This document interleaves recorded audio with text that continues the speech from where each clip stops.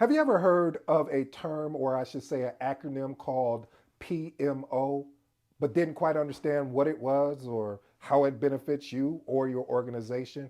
Listen, family, whether you're a new project manager or a seasoned project manager, executive, or just you're just tackling to your professional curiosity, today's episode, we're going to touch on and unpack what is a PMO. This video right here is truly your guide to understanding the power and the opportunity of having an amazing PMO. So buckle up, get your best popcorn, get your best soda or pop or whatever you call it, lock in because we're about to do something that's going to be really big. If you're new to the episode, I go by the name of ED. For all you smart and intelligent folks out there, listen, it just simply means that I have an 8-point framework, and these 8 points, my goal, my mission today is to unpack today's episode, which is entitled Project Management Office. Really, what is this? You know what, family? You mind if I share a story with you? One of the things about a PMO office is that if it's set up properly, it could be so valuable, I should say. If it's someone takes it over and it's not handled properly, it can really put a disconnect between the project managers, the business, and the PMO altogether. Now, one of the things of I've been in some really good PMOs before, I've been in some really bad ones. And what I noticed about the really good PMOs, what they did really well was their ability to ensure that they were protecting the business as well as they were protecting the project manager. And when I say protecting, I mean giving the opportunity for growth. A lot of times as project managers, we can get so busy, with all of these different artifacts and filling this out and doing all this and all the admin work that we miss out on the opportunity to actually lead an actual project. This is where good PMO comes in because what they will see, depending on the size of your project, depending on the complexity, how complex it is, uh, they may assign a project coordinator or a business analyst with you to ensure that you can keep the main thing for a project manager is to lead and drive the actual project. And so in today's episode, I plan on just really at a very low level, and we're going to build this momentum regarding the PMO. As you guys know, the magnetic PMO book is coming out soon. Still going back. I thought I was going to be ready this week, but I'm giving you guys some behind the scenes of what is actually happening. So you want to tap into that. I'm going to try to make them short, so meaning like 1 minute or less. Videos of kind of what the day to day is. I just made one today. So again, family, I'm super excited. I'm trying to remain calm because that's how excited I am because a lot of people don't understand the value of a PMO. When you have a solid PMO, project management office, it really brings so much value to the business that even the business is shocked how projects are led, how projects are managed, how projects are, there's so much collaboration from the business as a whole. So let's get into my first point. First of all, we need to understand what the definition of a PMO. PMO, a project management office, is usually a centralized unit within an organization that defines, maintains, and ensures standards for project management across the organization. Let's get into point number two. There's various types of PMOs. When I was doing my research on for writing the book, there's a lot out there. I've even seen some that I've never even heard of. So what I want to do here is I want to talk about the three main ones that I really grew up understanding and knowing, and then I'll kind of give you what some other ones are. For instance, here's some ones that you may not hear a lot about, but they're relevant. Sort of like the EPMO. What's the EPMO? Enterprise project management. You have the departmental PMO as well as an individual PMO. Now, here are the three that I'm used to that as far as I call it, and again, this is my wording. I know I'm gonna probably get attacked by a seasoned project manager, but it's fine. Um, the different types of PMO that I'm used to is supportive, controlling, as well as a centralized PMO. Now, each one of these has their various levels of authority and autonomy with regards to the project management process. I have a question for you. If you have a PMO, type in the comments which one of these that you have. Do you have a supportive PMO? Do you have a controlling PMO or a centralized PMO?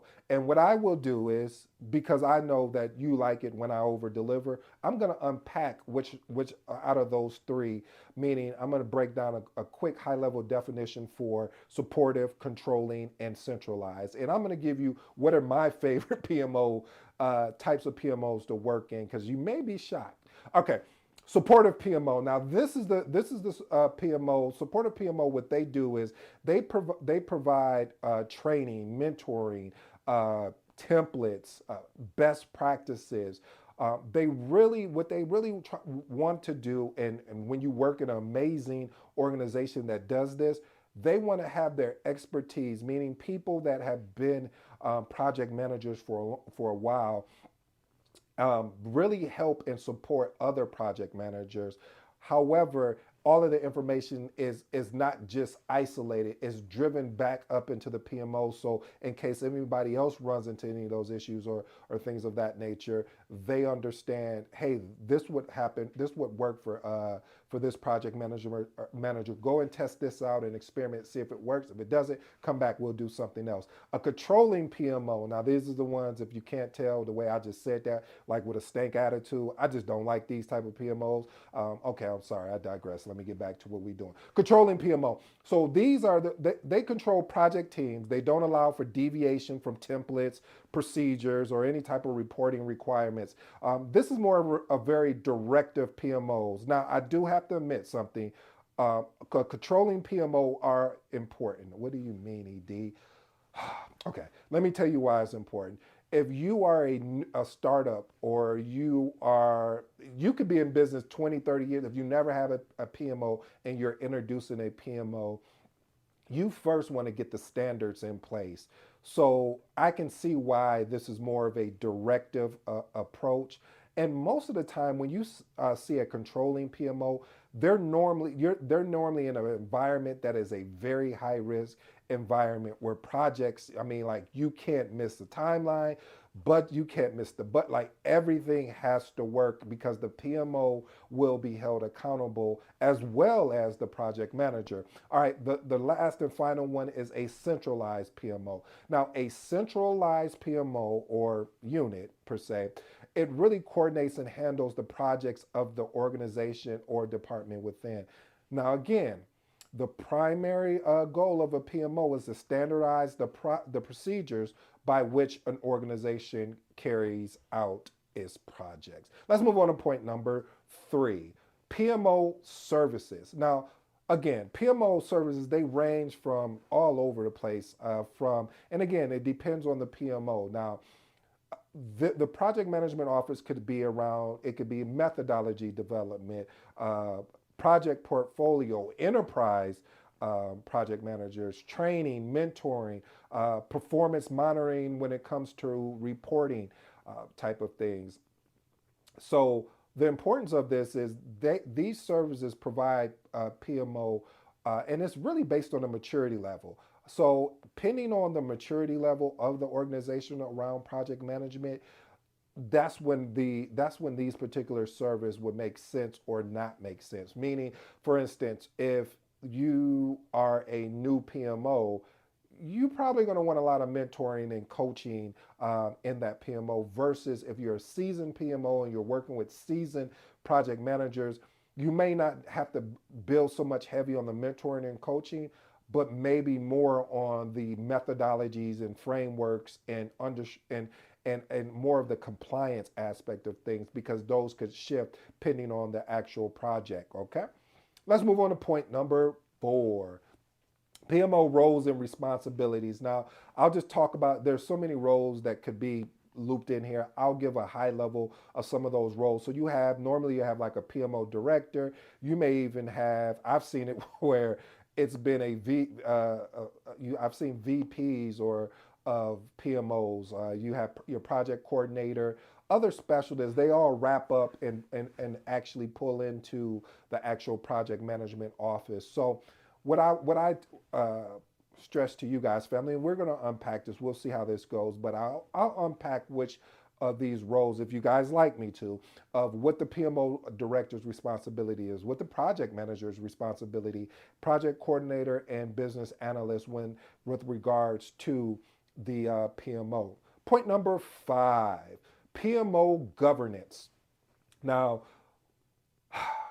take a breath on this one because I have some thoughts about it, and I'm trying to, but I got to keep it. I have to be honest with you, family, because if I'm not transparent, then you'll say, man, ED, this is what we tune into you for. We want to know what we're walking into. Listen, I believe when it comes to the PMO governance, it has to be a combination or a collaboration between the ones that are leading the projects and the ones that are governing the projects. What do you mean by that? So the ones that are leading the projects, they're out there actually doing it day by day. The ones that are governance, they're basing it off of what they're seeing, but they're not actually in the shoes of the project manager. So this is why I say it's important that the PMO and the project manager, that they have these cross communication conversations, because each one needs to build off each other to make the processes better, to make the governance frameworks better. And this is what leads us into the PMO governance, is where you have a governance framework including like policies, procedures, and this the basic standards of a project. For instance, initiating, planning, executing, and then monitoring, controlling, and then of course closing. These are standards. This is definitely a standard in the PMBOK. So again, with the whole importance of a PMO governance, it just ensures that projects are aligned from an organizational strategy, as well as it complies with regulations, requirements. Remember, I spoke about that because that could be an external factor, or what we call EFF. So again, family, just familiarize yourself with the organizational project governance framework and ensure your projects adhere to the established policies and procedures. Let's move on to point number 6, project management methodologies. Listen, there's so many different methodologies, frameworks, but it's up to the PMO to really help lead that charge. But don't, I'm doing my best, family. Don't try to box a project manager in. And I know I'm speaking from more of the project manager versus the PMO, but this is the disconnect that I see a lot of times what happens when a PMO is built or a PMO is revised, whatever you want to say, is that the project managers are not part of the discussion. Things are made, things are done, and it's like you may be surprised that a project manager is doing more of a hybrid approach, meaning involving some agile as well as just the predictive, what we call waterfall approach to leading the project. So again, family, when you're part of a PMO, whether you're leading the PMO, if you're the director, VP, or manager over the PMO, one of your main goals is to really develop that partnership with the project manager and ensuring that the methodologies and frameworks make sense for the project that they're leading. Don't just try to run where you have a project that should probably be a Scrum type approach or an Agile type approach, and you're trying to run it as a waterfall type project. It's not going to be fruitful. I'm telling you, it's like I've watched it happen over and over again. And you just sit there and you just shake your head like, all right, well, you just wasted money and time when we could have resolved all of that if we would have worked and collaborated together. So what you want to ensure that you do is just learn to adapt different project methodologies and frameworks based off of the understanding of the benefits, the limitation, and just what it really applies to a particular project. And a PMO should be helping guiding that particular conversation. Let's move on to point number 7, which is project performance monitoring and reporting. A PMO establishes and maintains project performance monitoring, as well as they ensure that reporting systems to track project progress are outlined, which requires, being able to identify risk, identify issues. How is the project status going to be communicated versus on a team? I mean, on a team level versus on a director or executive level, because there's different reporting ways of where. And someone asked me to put together a video, and I will, for the project status. What is it, how the different project statuses. So I'm going to do that for that. And I appreciate you asking me to do that. I've been wanting to do something similar to that. So back to this though, what you want to understand is familiarizing yourself with the PMO's project performance as far as the monitoring and reporting requirements, like the tools, the templates, just to ensure that you provide an accurate and timely project updates. One of the things that I had to do as a project manager, we had to ensure that every month or every month and every quarter that we had a slide that talked about everything that has happened, mostly from a high level, but be ready if we're ever called to a meeting to defend or to expound upon the high level details on the project. And this was basically a PowerPoint slide in which we were responsible for updating as project managers that went to the C-suite, and then another set of templates went to, status updates went to directors and VPs. Okay. My last and final point, family, I think I might throw in a bonus because I'm feeling really good here. PMO value and benefits. This is point number 8. See, PMO provides value and benefits to organizations by improving project success rate. Say it with me. Project success rate. Now, and reducing project risk and costs. We all know about the triple constraints. And if we don't, that means I haven't done my job well enough here. So let me say that real quick. Cost, schedule, scope, as well as quality. That is the iron triangle, or as we say, the triple constraints. So one of the PMO value and benefits is just ensuring that overall there's customer satisfaction, ensuring again that the projects are aligning with the strategic objective. Here, I'll throw you an actionable step on this. You want to have the ability to communicate the value and benefits of your PMO to the project team, stakeholders, as well as senior management, and demonstrate how your projects contribute to the realization of these particular benefits. I told you I had one bonus for you, family, so I'm going to give it to you right now. PMO network and knowledge sharing. The reason why this is my favorite, and I probably could have set it up at the beginning and said, you're probably going to stay to the end because this is important. The reason why PMO networking and knowledge and sharing is so important is because project managers are leading projects, and if they don't have the ability to come back and share their lessons learned, have the ability to share what worked really well from a standpoint of maybe artifacts that they had to use for the project. Maybe it was the people that they work with that was like, man, it was these 3 people that was part of my that were stakeholders were amazing. They were always at the meetings. They were always contributing. We were always finding ways to solve particular problems. And this is important, family. The ability to share, to knowledge share.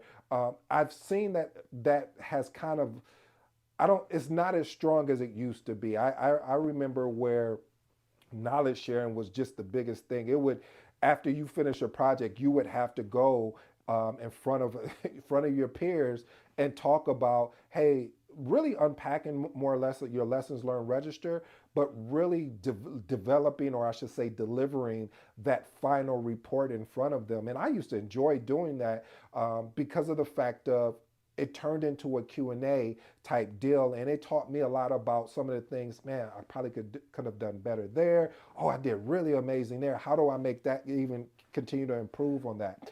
So just keep that in mind, family. Here are my 3 closing remarks. again, the three types of PMO that we discussed today, and there are plenty more, but the three that I wanted to focus on here was supporting, which is basically providing you training, mentoring, reporting.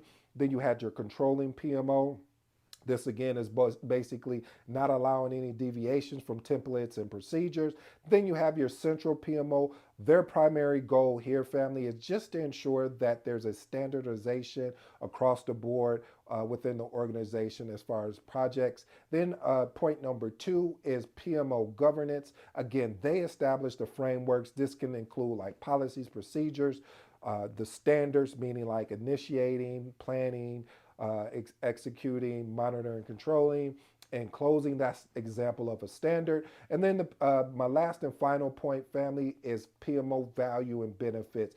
PMO really does provide value and benefits to the organization by improving project success rate. And what I love about it is it does help if you have a solid PMO reducing costs, which enhances the project quality and which enhances the customer satisfaction. Family, I really hope you enjoyed today's episode. Again, the Magnetic PMO book is coming out very soon. We had to make some adjustments. My apologies, but again, I think it would be worth the wait. This book is really about the mindset. This is not the technical, like, oh, you need to set up this stage gate. And no, no, no, no. It's really more, I'm focusing on the mindset, because a lot of times what happens, family, is that we don't, we go into something, but we haven't conditioned our mind to what the expectations are. So this book is really to really pull out and draw out some of these expectations, as well as what are some deliverables that you should be looking for in this book. And I will be doing through this whole week, everything is going to be focused around the PMO. Today was more or less about the foundational principles of what a PMO, what does that acronym stand for, which is Project Management Office. Thank you so much today, family. I hope you enjoy the rest of your week. This has been your boy ED. You know my motto, you know my slogan. I thank you for being with us today. I'm gone.